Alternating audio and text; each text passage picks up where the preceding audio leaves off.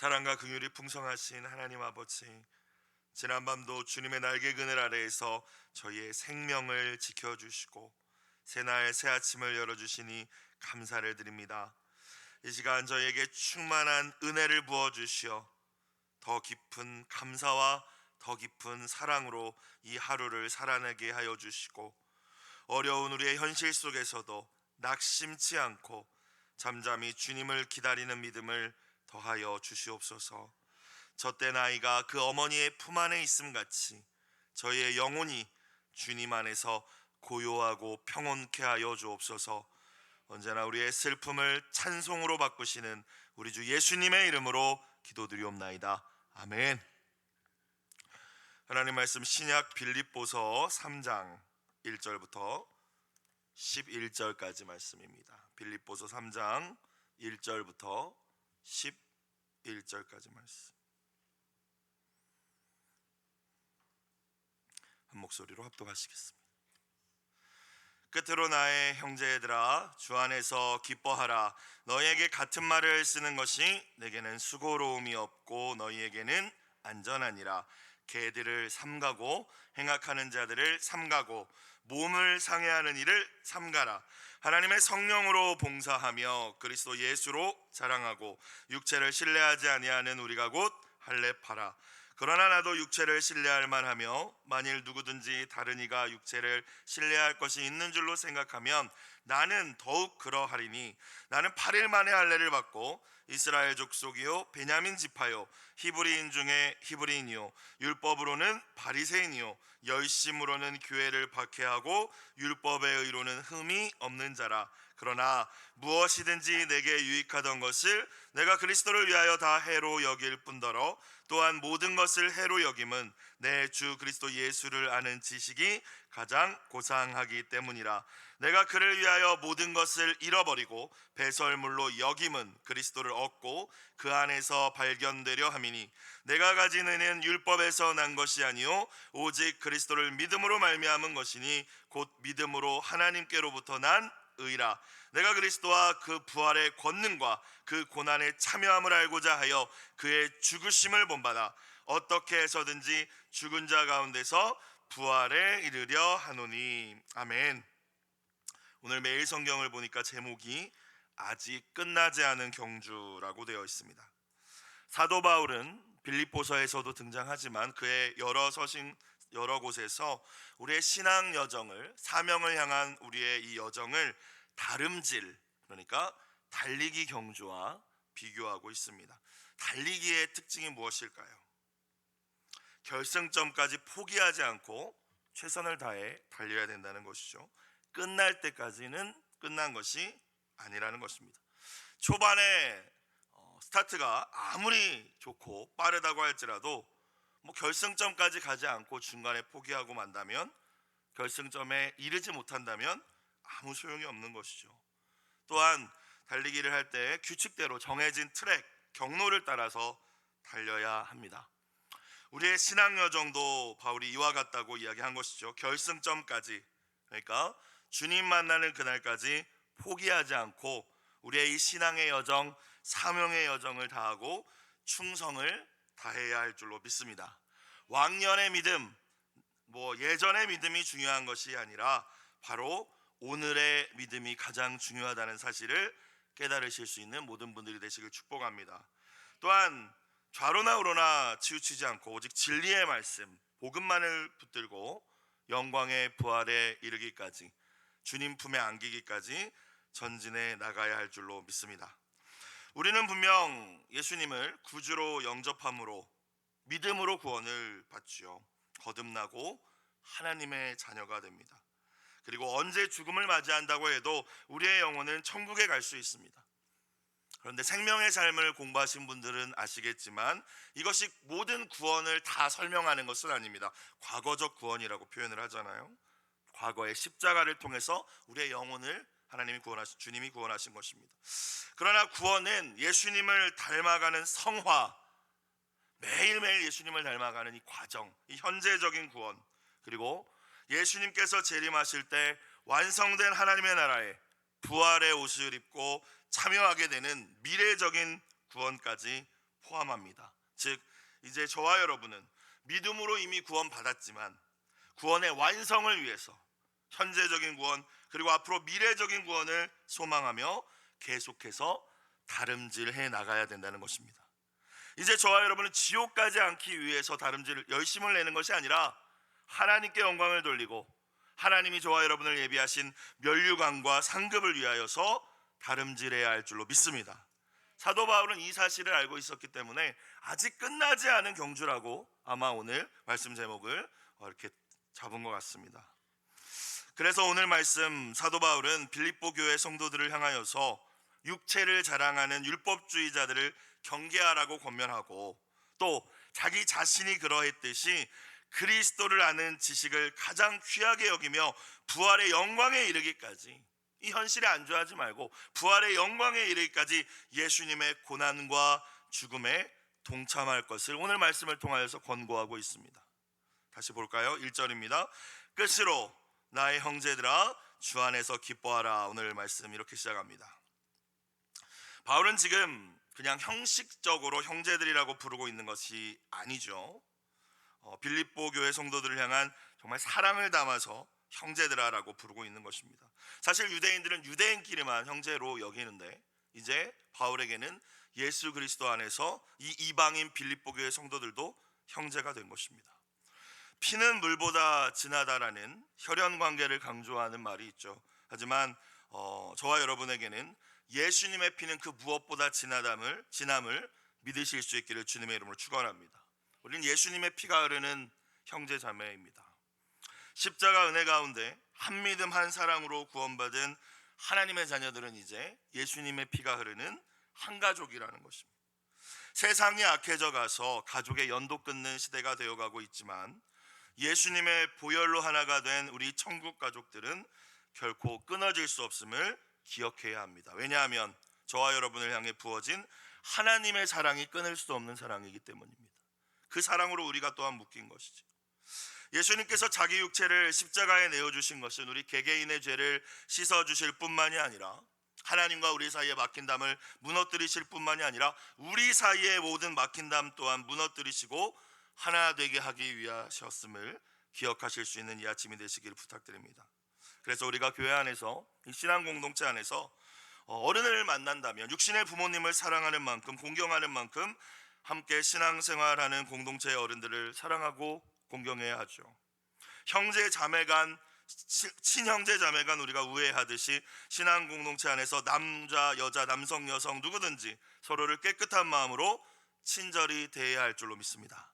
또한 진짜 우리의 자녀가 아니라 할지라도 우리와 함께하는 모든 영혼들, 어린 영혼들, 다음 세대, 미래 세대의 자녀들을 우리가 대할 때 사랑과 긍휼로 가족으로 대할 수 있는 저와 모든 분들이 되시길 다시 한번 주님의 이름으로 부탁드립니다. 자, 형제들아, 뭐라고 권고합니까? 주 안에서 기뻐하라. 예수님이 너희의 기쁨의 이유가 되게 하라라는 권고입니다. 예수님 아닌 것으로 기쁨과 만족을 얻으려는 우리의 시도는 결코 실패할 수밖에 없다는 사실을 아마 이 자리에 계신 분들은 다 아시고 계실 것입니다. 끊임없이 계속 목마를 뿐입니다.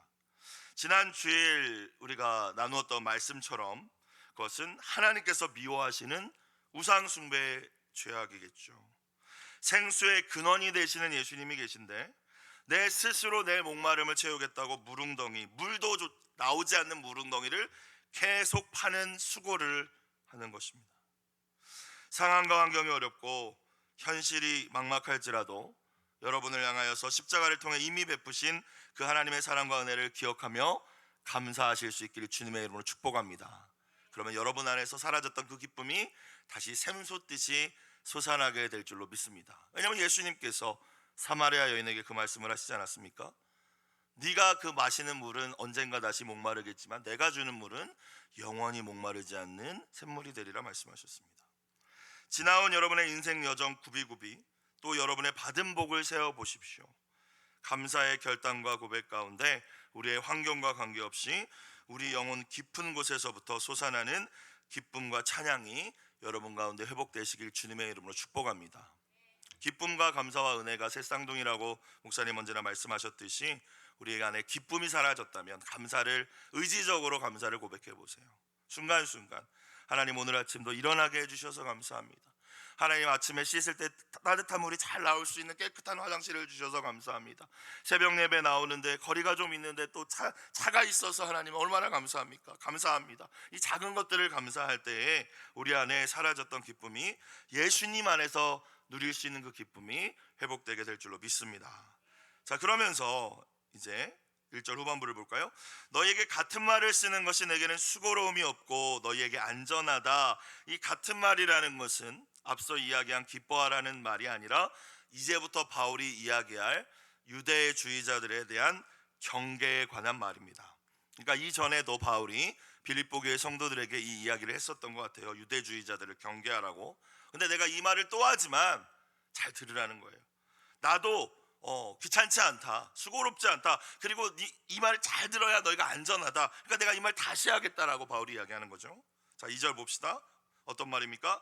개들을 삼가고 행악하는 자들을 삼가고 몸을 상해하는 일을 삼가라. 특별히 개라고 표현할 때 유대인들이 경멸하는 대상을 향하여 개라고 표현하고 이방인들을 가리켜서 또 본인들이 용서받을 수 없는 죄인이라고 여기는 세리나 창녀들을 향해서 개로 여겼죠. 개 같은 사람들이라는 의미입니다.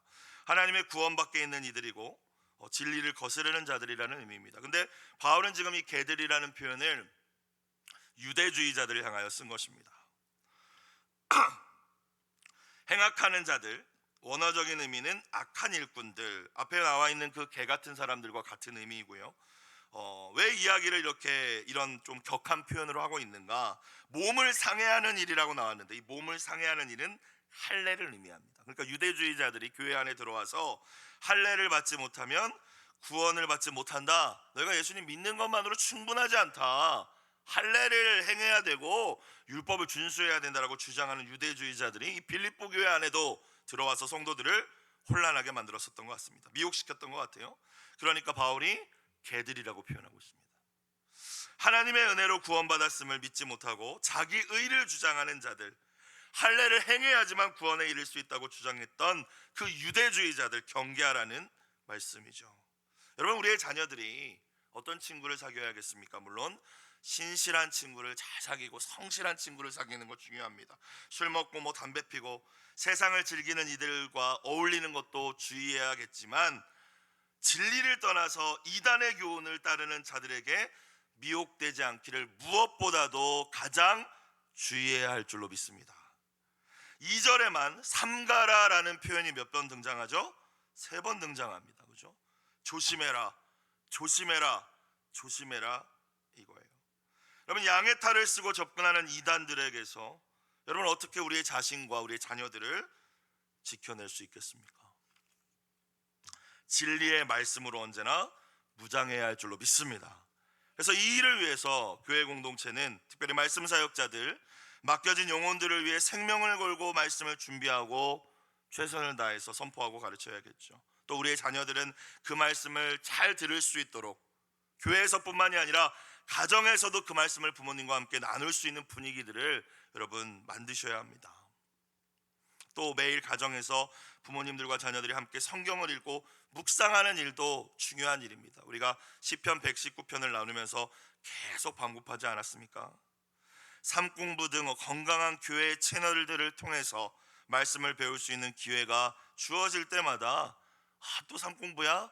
여러분, 이런 태도가 아니라 다른 어떤 일보다도 우선순위 삼고 진리로 무장하는 일에 적극적으로 나도 참여하고 우리의 자녀들도 참여시킬 때 오늘 말씀에 등장하는 이 유대주의자들과 같이 우리의 영혼을 병들게 하고 신앙 뿌리를 흔드는 저 이단들과 여러 가지 거짓 사상들로부터 우리 자신과 우리의 자녀들을 지킬 수 있게 될 줄로 믿습니다. 몸과 마음이 병드는 것도 무서운 일이지만 더 무서운 일은 영혼이 병드는 것이죠. 진리가 아닌, 복음이 아닌 것들에 우리 자신과 우리 자녀들의 영혼이 사로잡히지 않도록 항상 깨어있는 진리의 말씀으로 무장하는 저와 여러분이 되시기를 다시 한번 간절히 부탁드립니다. 할례를 받지 않으면 구원받지 못한다고 주장했던 유대주의자들, 소위 할례파, 손할례당 이렇게 불렸는데요. 이에 대해 바울은 진짜 하나님이 원하시는 할례는 육신에 행하는 것이 아니라 이것이다 라는 이야기를 합니다. 3절, 어떤 사람들이 진짜 할례파래요.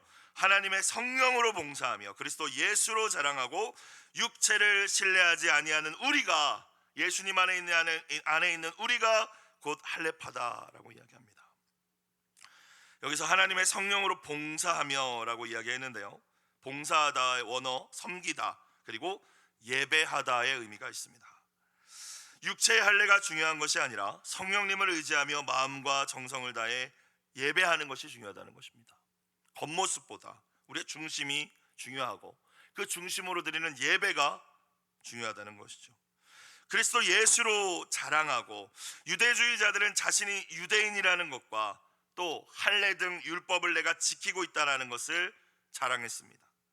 그런데 우리의 구원은 말할 것도 없고 기쁨과 행복과 만족과 평강, 모든 좋은 것의 근원이 오직 예수님이시라는 것을 생각해 보면, 여러분, 우리가 자랑할 것은 오직 예수 그리스도밖에 없는 줄로 믿으시길 주님의 이름으로 축원합니다. 자랑할 게 무엇이 있습니까? 내가 신앙생활을 몇 년을 하고 성경을 몇 번 통독을 하고 기도를 몇 시간 하고 어떤 신학교를 나와서 어떤 공부를 하고, 여러분, 예수님 외에 자랑할 것은 아무것도 없습니다. 세 번째, 육체를 신뢰하지 아니하는, 예수님 외에 자랑거리로 삼은 이 세상 것들이 육체겠죠. 여기서 육체, 뭐 스펙, 학벌, 지위, 재산, 뭐 이런 것들이 되겠죠. 그걸 신뢰하지 아니하는 자가 진짜 하나님이 보실 때는 할례 받은 백성이다, 거룩한 백성이다라는 의미이죠. 저와 여러분이 하나님의 성령으로 봉사하며 예배하며 그리스도 예수만 자랑하고 육체를 신뢰하지 않으실 수 있는 진정한 하나님 나라의 거룩한 할례파 하나님의 백성 되기를 주의 이름으로 축복합니다. 여러분, 하나님의 백성은 주님을 이용해서 나를 높이고 나를 자랑하는 자들이 아니라 나를 십자가 앞에서 부인하며 오직 주님만을 높이는 자들임을 기억하실 수 있길 다시 한번 부탁드립니다. 바울은 그러면서 간증을 하죠. 자기 자신도 예전에 예수님을 믿기 전에 육체를 얼마나 신뢰했던 사람이었는지, 또 어떤 유대주의자들이 이야기하는 것보다 자랑할 만한 것들이 더 충분했었더라고 이야기합니다. 4절 이하의 말씀입니다. 4절, 그러나 나도 육체를 신뢰할 만하며 만일 누구든지 다른 이가 육체를 신뢰할 것이 있는 줄로 생각하면 나는 더욱 그러하리니. 5절, 나는 8일 만에 할례를 받고 이스라엘 족속이요 베냐민 지파요 히브리인 중에 히브리인이요 율법으로는 바리새인이요. 이방인에서 유대인이 되고 싶었던 사람들은 언제든지 할례를 통해서 어떤 일정 과정을 통해서 유대인이 될 수 있었는데요, 8일 만에 할례를 받았다는 걸 강조하는 것은 난 태어날 때부터 유대인이야 이거죠. 나는 원래 유대인이야. 이스라엘 족속이면 베냐민 지파라고 이야기하는데 아시다시피 이스라엘의 초대 왕 사울 왕의 지파이며 또 포로기에서 돌아올 때 성전을 재건하고 예루살렘을 회복할 때 유다 지파, 레위 지파와 함께 주축 역할을 했던 게 베냐민 지파입니다. 그러니까 자랑할 만한 지파죠. 자랑한다면 히브리인 중에 히브리인이다. 나는 어떤 혈통도 섞이지 않았어. 난 정말 순수한 히브리인이다. 율법으로는 바리새인, 철저하고 엄격하게 율법을 지켜왔다.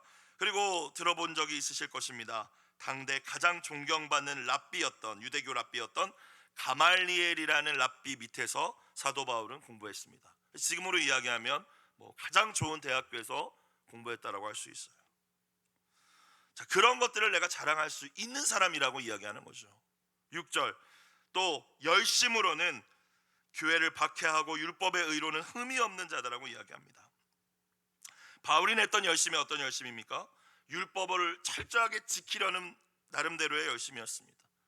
하나님의 뜻을 나름대로 따라 보려는, 또 자기 생각에 자기 기준에 그 뜻을 거스른다고 생각되어지는 이들을 박해하는 열심이었습니다. 그러나 그 열심은 잘못된 열심이었죠. 언제나 내가 열심을 내고 있는가 보다 중요한 것은, 먼저 질문해야 하는 것은 내가 하나님의 마음을 알고 있는가임을 기억하실 수 있길 주님의 이름으로 축복합니다. 그냥 열심이 아니라 주님이 원하시는 일에 열심을 낼 수 있어야 합니다. 지난 주일 말씀처럼 우리의 열심과 열정의 근원이 예수 그리스도가 되기를 주님의 이름으로 축원합니다. 바울은 다메섹으로 가는 길에서 부활하신 예수님을 만나게 되었고 강렬한 빛의 시력을 잃게 되었죠. 지금까지 자신의 모든 열심들과 완벽하게 자기가 이루었다고 생각했던 그 율법의 의, 율법을 지킴으로 내가 의로워졌어, 난 의로워 라고 생각했던 그 모든 것들이 진짜 하나님 나라 백성이 되는 일과는 아무런 관계가 없다라는 사실을 그 순간 다메섹 도상에서 깨닫게 됩니다. 오히려 자신이 이제껏 하나님의 아들을 핍박하고 있었음을 깨닫고 바울은 처절하게 절망했죠. 이후 금식하며 기도하는 가운데 하나님께서 제자 아나니아를 보내셔서 그를 안수하게 하시고 다시 눈을 뜨게 된 줄로 믿습니다. 그때 그는 육신의 눈만 뜬 것이 아니라 진짜 진리를 바라보는, 예수 그리스도를 바라보는 영혼의 눈이 열리게 된 줄로 믿습니다. 저와 여러분도 이 영혼의 눈이 열리기를 주님의 이름으로 축원합니다. 7절, 그러나 자 이제 내가 예전엔 그랬지만 내가 너희 유대주의자들이 이야기하는 것보다 자랑할 거 내가 더 많이 있다. 너희의 열심, 비교할 수 없는 열심이 나에게 있었다. 그러나입니다. 그러나 7절, 그러나 무엇이든지 내게 유익하던 것, 내가 스스로 유익하다고 생각했던 것이라는 의미겠죠. 착각하며 살았던 것을 내가 그리스도 예수님을 위해서 이제는 내가 다 해로운 것으로 여긴다. 예수님께 나아가는데 그것이 방해가 된다면 내가 이전에 그것이 아무리 좋았고 아무리 내가 스스로 자랑스러웠고 사람들에게 뽐내고 싶었고 그게 내 삶의 목적이었지만 예수님을 더 잘 알고 예수님을 더 섬기기 위해서 그것이 방해가 된다면 이제는 그것을 뭘로 여긴다는 거예요? 해로운 것으로 여길 뿐더러라고 이야기하고 있습니다. 사랑하는 여러분, 우리가 온전히 예수님만, 십자가만, 복음만 의지하지 못하도록 만드는 그것이 아무리 화려해 보일지라도, 여러분 그것을 가지고 사람들이 아무리 부러워하고 여러분을 칭찬할지라도 오히려 우리의 구원과 성화를 방해하는 것임을 기억하시고 바울과 같이 해로 여길 수 있는 귀한 결단이 있으시길 주님의 이름으로 축복합니다. 8절, 또한 모든 것을 해로 여긴다. 내가 주 예수 그리스도를 아는 지식이, 예수님을 사랑하고 알고 믿고 그분을 섬기는 그 모든 것이 가장 고상하기 때문이라, 가장 탁월하기 때문이다, 가장 뛰어나기 때문이다. 예수님 더 잘하는 거 외에는 이제 나에게 아무것도 의미가 없다라고 이야기하는 겁니다. 자랑할 이유도 없고 더 추구할 이유도 없다라고 바울이 이야기하고 있어요. 내가 그를 위하여 모든 것을 잃어버리고 배설물로, 심지어 배설물, 똥이나 음식 쓰레기 같은 것을 의미할 때 사용하는 표현이라고 하는데 배설물로 여김은이라고 이야기를 하십니다. 바울이 그렇게 여겼대요. 7절에서도 내가 다 해로 여겼다, 8절에서 배설물로 여겼다. 이거는 강제로 의무감으로 한 것이 아니라 내가 예수님을 만나고 난 이후에 그것이 진짜라는 걸 깨닫고 난 이후에 내가 스스로 결단했다, 선택했다라는 의미이지 않습니까? 여러분 정말로 예수님 외에 또 예수님을께로 나아가는 것을, 예수님을 아는 것을 방해하는 것을 해로운 것으로 배설물로 여기시고 계십니까? 예수님께서 밭에 감추인 보화의 비유로 천국을 이야기하실 때 밭을 갈다가 보물이 나오니까 자기가 가진 모든 것을 다 팔아서 그 주인에게 가서 그 밭을 사죠. 진짜 가치 있는 것을 발견하면 그때부터는 다른 어떤 것도 나에게는 가치가 없게 되는 것입니다. 예수 그리스도가 저와 여러분에게 그렇게 될 수 있기를 주님의 이름으로 축원합니다. 9절, 그 안에서 발견되려 함이니, 그리스도를 얻고 그 안에서 발견되는 것은 이제 예수님과 연합한 자가 되어서 예수님과 동행하며 최후의 심판대 앞에 그 예수님과 연합한 모습으로 내가 서기 위함이다 라는 의미입니다. 내가 가진 의는, 예전에는 내가 율법을 지킴으로 내 의를 가지고 있었지만, 의롭다고 내가 생각하며 살았지만, 이제 나에게 있는 의는 율법에서 난 것이 아니요 오직 그리스도를 믿음으로 말미암은 것이니 곧 믿음으로 하나님께로부터 난 의라. 의, 즉 하나님 앞에 우리가 섰을 때에 하나님께서 인정하시는 의로움입니다. 여러분, 이 의는 우리의 육신적인 노력이나 율법의 행위로 얻을 수 있는 것이 아니죠. 오직 하나님과의 바른 관계, 사랑의 관계를 통해서만 이 의로움을 얻을 수 있습니다. 사실 엄밀히 말하면 하나님이 의롭다고 여겨주시는 것이죠. 그리고 그 사랑의 관계를 맺을 수 있도록 우리의 힘으로는 할 수 없었기 때문에 이 땅에 인간으로 오셔서 십자가에 자기 생명을 내어주신 분이 저와 여러분의 구주가 되시는 예수 그리스도이심을 믿습니다. 오직 예수님을 통해서만, 예수님을 믿을 때 죄로 깨어진 하나님과의 관계가 회복되고 우리가 자녀의 권세를 얻게 됩니다. 그래서 이제는 하나님 앞에 서게 되었을 때, 우리가 심판대 앞에 서게 되었을 때에 두려워하지 않을 수 있는, 이제 하나님과 자녀와의 관계, 사랑의 관계, 친밀함의 관계, 의의 관계가 완성된 것인 줄로 믿습니다. 이게 의죠. 우리가 가지고 있는 의. 우리에게는 주님 앞에 내세울 어떤 선이나 의로움이 없다는 사실을 여러분 진실로 인정하고 고백하십니까? 오직 믿음으로, 오직 그 은혜를 받아들임으로 말미암아 구원을 받게 되고 의롭게 되셨음을 믿으신다면 더 이상 육체를 자랑하거나 신뢰하지 않으실 수 있기를 주님의 이름으로 다시 한번 축복합니다. 우리가 육체를 의지하는 사람인지 자기 의에 빠진 사람인지 점검해 볼 수 있는 방법은 간단합니다. 내가 여전히 예수님을 믿는다고 하지만 믿음으로 구원받았고 내가 가지고 있는 의는 하나님이 주신 의밖에 없다라고 입술로는 이야기하지만 내가 여전히 다른 사람들을 비판하고 정죄한다? 여러분, 여전히 육체를 자랑하는 사람입니다. 죄송하지만. 왜냐하면 누군가를 비판한다는 것은 내가 쟤보다는 나아라는 거 아닙니까? 그 말이 뭐예요? 나는 쟤보다 의로워라는 이야기입니다. 잘 돌아보셔야 됩니다. 나의 행위나 나의 인격, 나의 어떠함이 그 사람보다 낫기 때문에 내가 비난하고 정죄하는 것이지 않겠습니까? 자기 의를 자랑하려고 하는 태도로부터 그 비난과 정죄함이 나온 것이죠. 언제나 바울의 이야기처럼 다른 이들을 나보다 더 나은 사람이라고 여기는 것, 예수님처럼 스스로 자신을 비우고 종의 자세를 선택하는 것, 그것이 진짜 예수님 믿는 사람, 예수님을 믿음으로 의롭게 된 사람들의 마땅한 태도임을 기억하는 이 아침이 되시기를 주님의 이름으로 축복합니다.